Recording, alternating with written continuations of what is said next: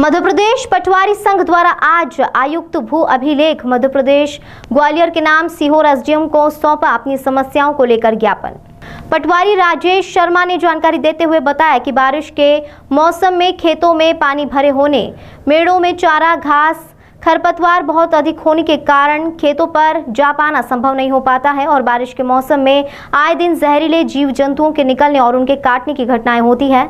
जियो fence हेतु प्रत्येक खेत में जाना होगा, जिसके कार्य के दौरान जहरीले जीव जंतु, सर्प, घुरे आदि के काटने की संभावना से इनकार नहीं किया जा सकता है।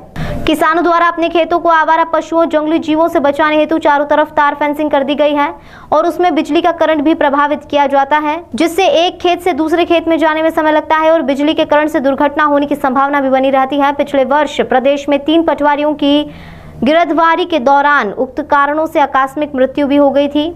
जियो फेंस गिरदवारी में अधिक समय लगता है। यदि सब कुछ ठीक रहे तो समतल इलाकों में एक दिन में अधिकतम 20 से 25 सर्वे नंबर तथा भौगोलिक रूप से दुर्गम, दूरदस्त, बेहद पहाड़ी इलाकों में एक दिन में अधिकतम 10 से 15 सर्वे तक की ही गिरदावरी की जा सकती है, जबकि अधिकांश पटवारी हलकों में सर्वे न लगभग 6000 तक है।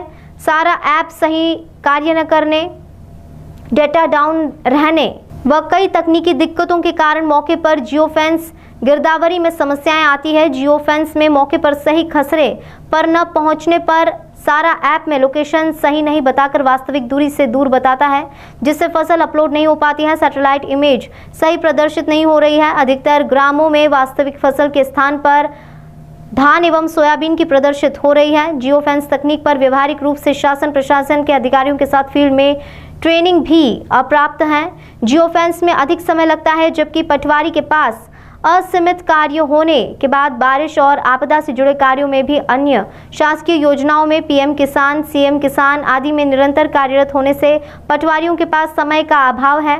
उपरोक्त कारणों से जियो फेंस गिरदवारी किया जाना संभव नहीं है। जियो फेंस हटाकर पूर्व की भांति गिरदावरी किए जाने और पटवारियों पर कोई कार्यवाही नहीं किए जाने के आदेश प्रसारित करने के पटवारियों ने मांग की और ज्ञापन सौंपा है। हमने ज्ञापन आयुक्त भू अभिलेख महोदय के नाम और कलेक्टर महोदय के नाम दिया।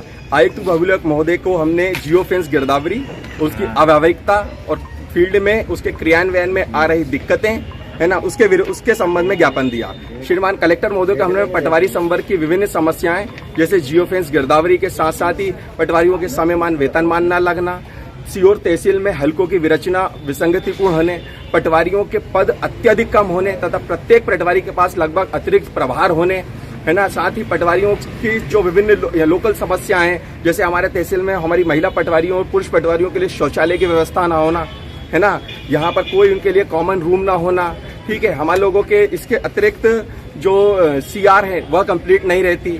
विभिन्न जितने भी हमारी समस्याएं उनके संबंध में रखा, हमें असमय जो है मीटिंग बुलाया जाना और विभिन्न अधिकारियों के अपने अपने अलग अलग व्हाट्सएप ग्रुप होना, जबकि हम काम करने वाले एक ही हैं। जब हम मूलतः तहसीलदार के नियंत्रण में, हमें तहसीलदार के माध्यम से ही कार्य कराया जाना चाहिए। राजस्व संहिता में भी पटवारी सीमांकन के लिए अधिकृत नहीं है, लेकिन उससे सीमांकन कार्य कराया जाता है। सीएम पीएम किसान ई केवाईसी ये पटवारी के लिए एक सरदर्द बन गई है, जबकि ई केवाईसी का कार्य कृषक को स्वयं करना है।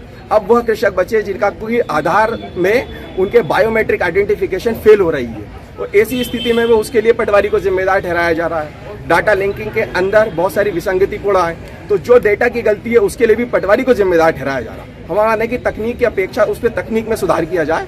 बस हमारी ये मूल जो समस्या है उनको शीघ्र शासन निराकरण